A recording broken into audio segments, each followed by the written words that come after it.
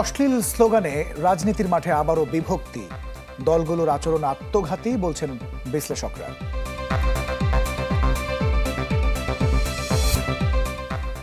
আইন শৃঙ্খলা অবনতির প্রতিবাদে স্বেচ্ছাসেবক দলের বিক্ষোভ, গণ অভ্যুত্থানকারীদের স্বীকৃতি দেবে বিএনপি।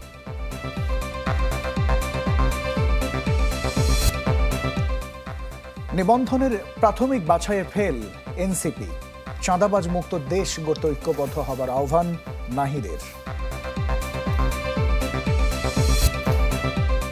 দফায় দফায় সংলাপেও নেই প্রত্যাশিত অগ্রগতি, ব্যর্থতার দায় রাজনৈতিক দলগুলোরও, বললেন আলী রিয়াজ।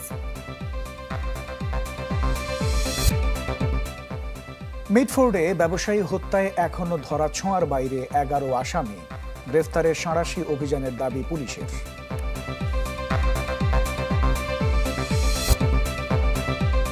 হাসিনা সরকারের বিদ্যুৎ কেন্দ্র চুক্তি পর্যালোচনায় আইনি সহায়তার অনুমোদন, অগাস্টে শুরু খাদ্য বান্ধব কর্মসূচি।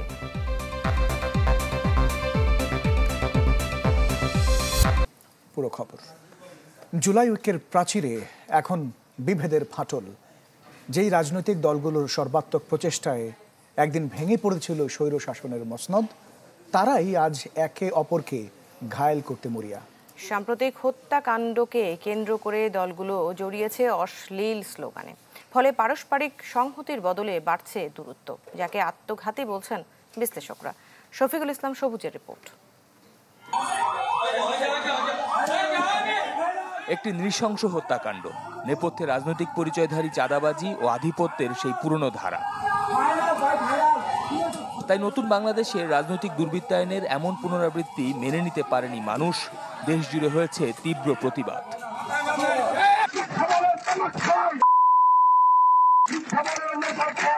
তবে তা কেবল প্রতিবাদে সীমাবদ্ধ নেই, গড়িয়েছে চতুর্মুখী বাকযুদ্ধ আর গালাগালের রাজনীতিতে। বিএনপি, জামায়াত ইসলামী আন্দোলন ও এনসিপির নেতাকর্মীদের অনেকেই ছাড়িয়ে যাচ্ছেন শিষ্টাচার। গত কয়েকদিনে তাদের পাল্টাপাল্টি স্লোগানে যায় স্পষ্ট।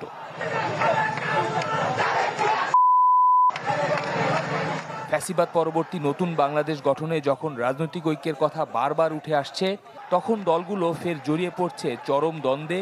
এমন সাংঘর্ষিক অবস্থানকে আত্মঘাতী বলছেন দুই মেরুর এই দুই রাজনীতিক।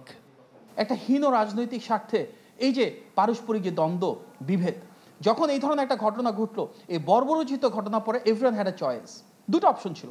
একটা হচ্ছে সেই ফ্যাসিবাদ বিরোধী ঐক্যকে ধারণ করে আমরা সবাই এক হয়ে সব শ্রেণী পেশার এবং রাজনীতির মানুষ মিলে শপথ নিতে পারতাম এই বাংলাদেশের বুকে এই ধরনের ঘটনা দ্বিতীয়টা আমরা ঘটতে দিব না। আরেকটা অপশন ছিল এটাকে পলিটিক্যালি এক্সপ্লয়েট করে সম্পূর্ণ মিথ্যা অপপ্রচারের মাধ্যমে রাজনৈতিক রং দিয়ে একটা কলুষিত মাধ্যমে চরিত্র হনন করা নির্দিষ্ট ব্যক্তির, নির্দিষ্ট দলের। যারা এটা করছেন ওনারা কি বুঝতে পারছেন না এটা একটা অপরিণামদর্শী সিদ্ধান্ত হচ্ছে? আমি মনে করি যে বিএনপি এবং জামাত, এই যে দুইটা রাজনৈতিক দল, তারা তরুণদেরকে প্রপারলি রিড করতে পারতেছে না। তাদের মধ্যে পার্থক্য আছে, কেউ একটু ভালো পারতেছে, একটু খারাপ পারতেছে, কিন্তু প্রপারলি রিড করতে পারতেছে না। তারা সেই পুরাতন কালচারের মতো যখন একটা ঘটনা ঘটতেছে সেটাকে পলিটিক্যাল লেন্স দিয়ে ব্যাখ্যা করতেছে। তারা বলছেন, গণ অভ্যুত্থান পরবর্তী রাজনীতিতে তারুণ্য ও গণমানুষের আকাঙ্ক্ষা উপেক্ষা করে ঐক্য বিনষ্ট করলে সুযোগ নেবে পতিত ফ্যাসিস্টরা। পলিটিক্যাল পক্ষ বিপক্ষ হিসাবে রিড না করে আপনি যদি প্রপারলি তাদের অ্যাসপিরেশন হিসাবে রিড করতে পারেন, তাহলে আমি মনে করি রাজনৈতিক দল যেখানে গিয়ে দাঁড়াবে সেটা সত্যিকারের সংস্কার হবে এবং সত্যিকারের ঐক্য হবে। বিএনপি ও জামায়াতের রাজনীতির সাথে ঘনিষ্ঠ এই দুই তরুণ চিন্তক মনে করেন, উদ্ভূত পরিস্থিতিতে কাদা ছোড়াছুড়ি না করে তৃণমূলকে সংযত রাখতে কঠোর ভূমিকা নিতে হবে সিনিয়র নেতৃত্বকে। বিভাজনের রাজনীতি, এই যে ডিভাইড অ্যান্ড রুল যে কালচারটা আমরা দেখতে পাচ্ছি, এটা কখনোই কাম্য না। আমরা বৃহত্তর ঐক্যের কথা সবসময় বলেছি। আমাদের নেতা জনাব তারেক রহমান সবার আগে জাতীয় ঐক্যমত্যে সরকারের কথা বলেছিলেন।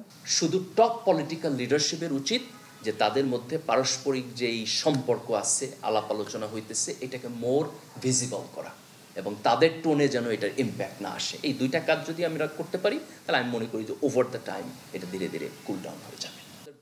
দুষ্কৃতিকারীর পরিচয় যাই হোক, আইন শৃঙ্খলা বাহিনীকে জিরো টলারেন্স নীতি অবলম্বনের পরামর্শ তাদের। কাজ করার সুযোগ ছিল। শফিকুল ইসলাম সবুজ, চ্যানেল 24, ঢাকা।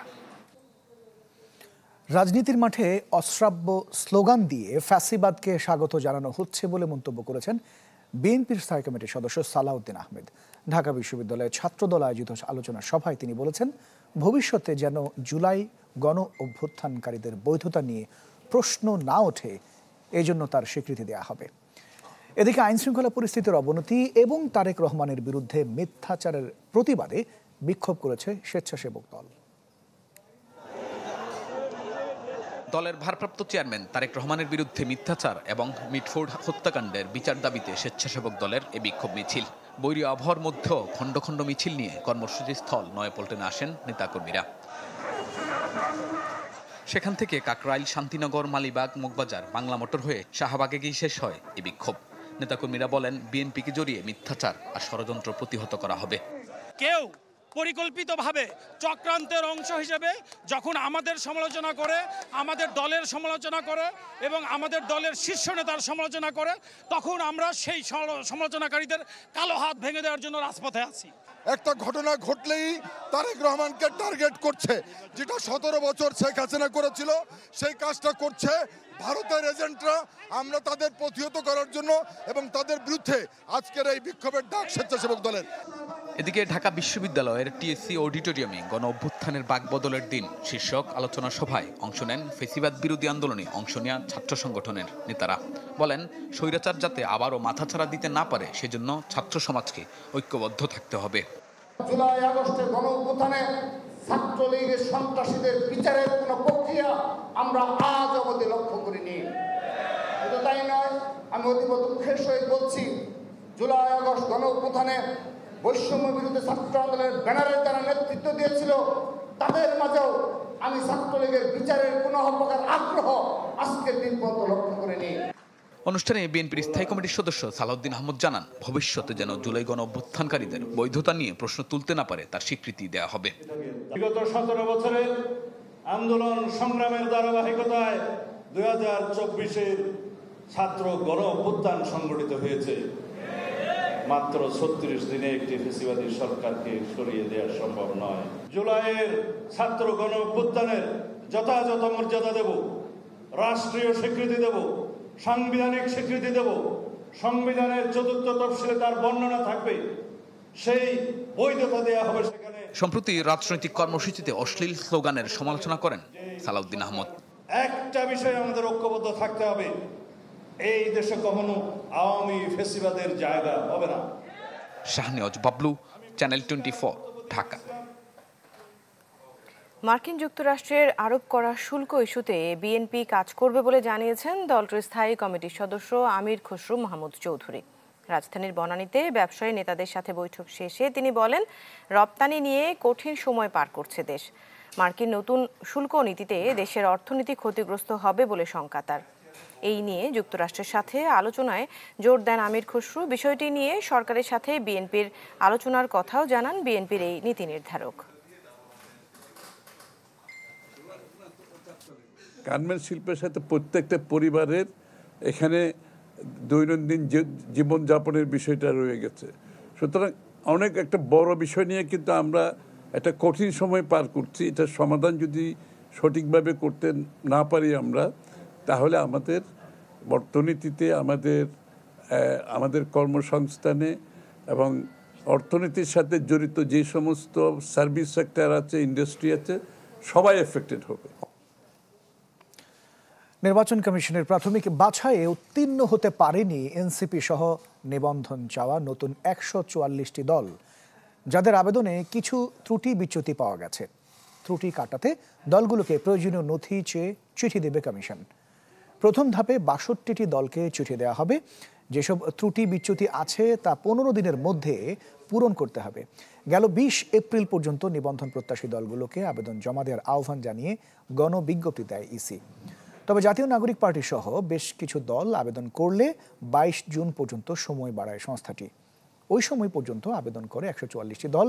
ইসির সংশ্লিষ্ট কর্মকর্তারা জানিয়েছেন, দলগুলোর মধ্যে কোনোটি উত্তীর্ণ হতে পারেনি প্রাথমিক বাছাইয়ে। ওয়ার্ল্ড ক্লাস ইনোভেশন নিয়ে ওয়ালটন এখন দেশের সীমানা পেরিয়ে পৌঁছে গিয়েছে 50টিরও বেশি দেশে। সন্ত্রাস ও চাঁদাবাজ মুক্ত দেশ গড়তে সবাইকে ঐক্যবদ্ধ হওয়ার আহ্বান জানিয়েছেন জাতীয় নাগরিক পার্টি এনসিপির আহ্বায়ক নাহিদ ইসলাম। দ্বীপ জেলা ভোলায় প্রেস ক্লাব চত্বরে পথসভায় তিনি আরও বলেছেন, এনসিপির পদযাত্রায় জনস্রোত দেখে অনেকেই ষড়যন্ত্র করছে। দলটির আরেক নেতা সামান্তা শারমিন বলেছেন, গণ অভ্যুত্থানের আকাঙ্ক্ষা পূরণে ব্যর্থ হয়েছে অন্তর্বর্তী সরকার। এর আগে ভেদুরিয়া ঘাট থেকে শুরু হয় তাদের এই পদযাত্রা। স্লোগানে স্লোগানে মুখর হয়ে ওঠে চারপাশ। শহরের বেশ কয়েকটি সড়ক প্রদক্ষিণ করেন তারা। এরপর এনসিপির জুলাই পদযাত্রা যাবে বরিশালে।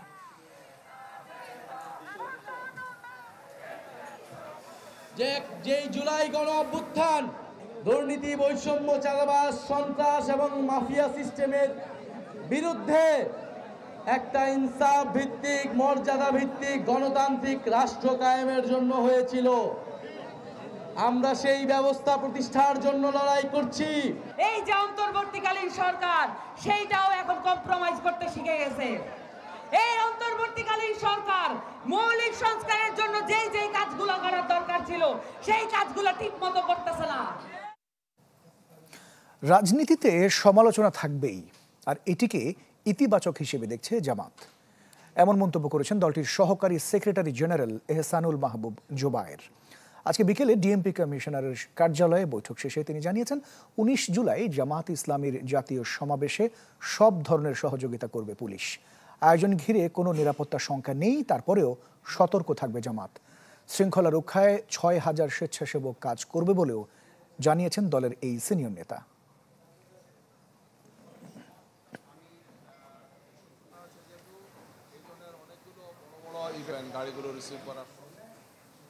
সংবিধান সংশোধন, তত্ত্বাবধায়ক সরকার পদ্ধতি এবং সংবিধান পরিবর্তনের ক্ষেত্রে গণভোটের পক্ষে সব দল। তবে সংখ্যানুপাতিক ভোটে উচ্চকক্ষ গঠন নিয়ে এখনও ঐক্যে পৌঁছাতে পারেনি দলগুলো। কমিশন সহ সভাপতি আলী রিয়াজ বলেন, আলোচনায় প্রত্যাশিত অগ্রগতি হয়নি। সংস্কার প্রক্রিয়া ব্যর্থ হলে সেই দায় শুধু কমিশন নয়, রাজনৈতিক দলগুলোরও নিতে হবে। রাজনৈতিক দলগুলোর সাথে জাতীয় ঐক্যমত্য কমিশনে দ্বিতীয় দফায় 14তম দিনের আলোচনা। কয়েকদিন ধরে একই আলোচনা হলেও দ্বিকক্ষ বিশিষ্ট সংসদ গঠন নিয়ে সিদ্ধান্তে আসতে পারেনি কমিশন। বেশিরভাগ রাজনৈতিক দল ভোটের সংখ্যানুপাতিক উচ্চকক্ষ গঠনের পক্ষে থাকলেও আপত্তি বিএনপি সহ দুটি দলের। অধিকাংশ দল পিআর পদ্ধতিতে উচ্চকক্ষের আসন বিন্যাসের ব্যাপারে একমত হলেও বিএনপি এবং তার সঙ্গে গুটিকতক দল তারা পিআর পদ্ধতিতে উচ্চকক্ষের নির্বাচন চায় না। কিন্তু আমরা আজকেও পরিষ্কারভাবে বলেছি, বাংলাদেশের বাস্তবতায় দ্বিকক্ষ বিশিষ্ট পার্লামেন্টের প্রয়োজন নাই। তবে 2/3 সমর্থন পেলে সংবিধান সংশোধন, তত্ত্বাবধায়ক সরকার পদ্ধতি এবং সংবিধান পরিবর্তনের ক্ষেত্রে গণভোটের বিধান রাখার পক্ষে একমত সব দল। যেহেতু এই তত্ত্বাবধায়ক সরকার ব্যবস্থায়ও যদি কোনো পরিবর্তন কোনো সময় কেউ আনতে চায়, সেটাও গণভোটের মধ্যে অন্তর্ভুক্ত করা হয় যেন সেই প্রস্তাব করেছিলাম, সেটা অ্যাকসেপ্টেড হয়েছে। যে কোনো একটি দল তার ইচ্ছে মতো যেন এটা চেঞ্জ করতে না পারে। আর জাতীয় স্বার্থে হলে সকলেই এতে দ্বিমত হওয়ার কোনো কারণ থাকবে না, সেই জন্য আমরা 2/3 করে দিয়েছি। এটা ঐক্যমত্য হয়েছেই বলা যায়। আমরা গণভোটটাকে বিধানের যুক্ত করলেও ভবিষ্যতে এ ধরনের কোনো তামাশা যাতে মঞ্চস্থ না হয়, গণভোটের নামে কেবলমাত্র সিল মারা, এই ঐতিহ্য থেকে আমরা বেরিয়ে আসতে চাই। ঐক্যমত্য কমিশন মনে করে, রাষ্ট্রের মৌলিক সংস্কারের জন্য গুরুত্বপূর্ণ সিদ্ধান্তে রাজনৈতিক দলগুলোকে ঐক্যমত্যে আসতে হবে। এই কমিশন ব্যর্থ হলে সে দায় রাজনৈতিক দলগুলোরও। রাজনৈতিক দলগুলোর দায়িত্ব হচ্ছে সকলে মিলে আমাদের এক জায়গায় আসা। কেননা ঐক্যমত্য কমিশনের কোনো ব্যর্থতার জায়গা নেই। আমরা রাজনৈতিক দলগুলোর সঙ্গে সহযোগিতার জায়গায় আছি। আমাদের সকলে মিলে সাফল্য অর্জন করতে হবে, এর কোনো ব্যতিক্রমের জায়গা আমাদের সামনে নেই। অমীমাংসিত বিষয়গুলো নিয়ে বুধবার আবারও রাজনৈতিক দলগুলোর সাথে আলোচনায় বসবে জাতীয় ঐক্যমত্য কমিশন। নাফিউল ইসলাম লিঙ্কন, চ্যানেল 24, ঢাকা। পুরান ঢাকার মিটফোর্ডে ব্যবসায়ী সোহাগ হত্যার 7 দিনেও ধরা পড়েনি মামলার 11 আসামি। পুলিশ বলছে পলাতক সব আসামিকে গ্রেফতারে চলছে সাঁড়াশি অভিযান। কাজী ফয়সাল জানাচ্ছেন বিস্তারিত। মিটফোর্ডে ব্যবসায়ী সোহাগ হত্যার 1 সপ্তাহ, এমন নৃশংসতার রেশ এখনও কাটেনি। এ ঘটনায় দায়ের হওয়া মামলার 19 জন এজাহার নামীয় আসামির মধ্যে ধরা পড়েছেন মাত্র 8 জন। তারা হলেন 1 নম্বর আসামি মাহমুদুল হাসান মাহিন, আসামি আলমগীর, মনির ওরফে লম্বা মনির, নান্নু কাজী, সজীব ব্যাপারী, টিটন গাজী, রাজীব ব্যাপারী ও তারেক রহমান রবিন। এখনও পলাতক 11 জন আসামি। এর মধ্যে 3 জনের স্পষ্ট স্থির চিত্র খুঁজে বের করেছে চ্যানেল 24। তারা হলেন 2 নম্বর আসামি সরওয়ার হোসেন টিটু, 11 নম্বর আসামি সাবা করিম লাকি এবং 17 নম্বর আসামি অপু দাস। ওটাকে বলা হলো মানে কিছু আসামিকে মামলা থেকে বাদ দেওয়া হয়েছে এমন দাবি নিহত সোহাগের পরিবারের। তবে চ্যানেল 24-এর কাছে এর ব্যাখ্যা পুলিশের। এজাহারটা বাদীর লিখিত এবং স্বাক্ষরিত এজাহার আমরা নিয়েছি এবং এই ক্ষেত্রে বাদীর অন্য কোনো বক্তব্য আছে কিনা সেটা আমার জানা নেই। আমরা সাধারণত বাদীর লিখিত অভিযোগটা নিয়ে সেটা আমলে নিয়ে আমরা আমাদের পরবর্তী কার্যক্রমগুলো পরিচালনা করে থাকি। আর এই যে শনাক্তকরণের কাজটা আমরা ইতিমধ্যে বেশ কিছু শনাক্ত হয়েছে। পুলিশ বলছে চাঞ্চল্যকর এই হত্যাকাণ্ডের রহস্যজট খুলতে চলছে তদন্ত, আর পলাতক সব আসামিদের গ্রেপ্তারে চলছে সাঁড়াশি অভিযান। তদন্তের ক্ষেত্রে কোনো ধরনের ছাড় দেওয়া বা কারোকে ব্যক্তিগত তার দল বা মতের বিষয় এগুলো কোনো আমাদের কাছে কোনো ইস্যু না। আমরা যে দল বা মত যেখানেই হোক না কেন আমরা এক্ষেত্রে কোনো ধরনের ছাড় দেব না।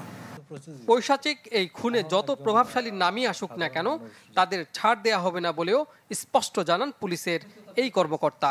কোনো ধরনের রাজনৈতিক ব্যক্তিত্ব বা এখানে। কাজী ফয়সাল, চ্যানেল 24, ঢাকা। ঢাকায় জাতিসংঘের মানবাধিকার অফিস স্থাপনে একমত দুই পক্ষ। এখন বাকি কেবল আনুষ্ঠানিক ঘোষণা। দর কষাকষিতে একটি ধারায় ছাড় দিয়েছে জাতিসংঘ, 5টিতে বাংলাদেশ। থাকছে দায়মুক্তি, নতুন করে যোগ হয়েছে কূটনীতিকদের জন্য জেনেভা কনভেনশনের নীতি। এরই মধ্যে বাংলাদেশের পক্ষে চুক্তিটি সই করে পাঠানো হয়েছে জেনেভায়। মোর্শেদ হাসিবের রিপোর্ট। যে কোনো দেশেই জাতিসংঘের মানবাধিকার কমিশনারের অফিস চালুর ধাপ আছে বেশ কটি, যার সর্বাগ্রে মিশনের কাজের পরিধি, সুরক্ষা এবং দায়ের মতো বিষয়ে সম্মত হতে হয় উভয় পক্ষকেই। যে আলোচনায় বাংলাদেশেও জাতিসংঘের অফিস খোলা নিয়ে দ্বিমত ছিল মোট 6টি ধারায়।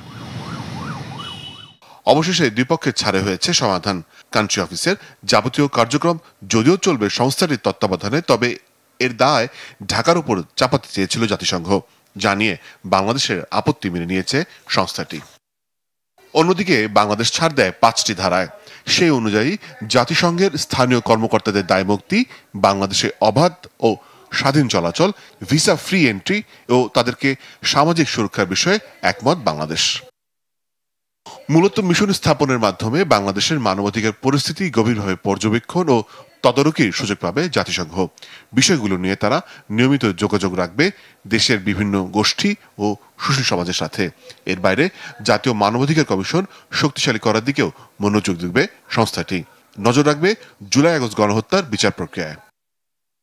নতুন পররাষ্ট্র সচিব আসাদ আলম সিয়াম এরই মধ্যে বাংলাদেশের পক্ষ থেকে চূড়ান্ত চুক্তিটি সই করে পাঠিয়েছেন জেনেভায় জাতিসংঘ মানবাধিকার বিষয়ক কার্যালয়ে। বিশ্বের 16টি দেশে জাতিসংঘ মানবাধিকার হাই কমিশনারের কার্যালয় রয়েছে।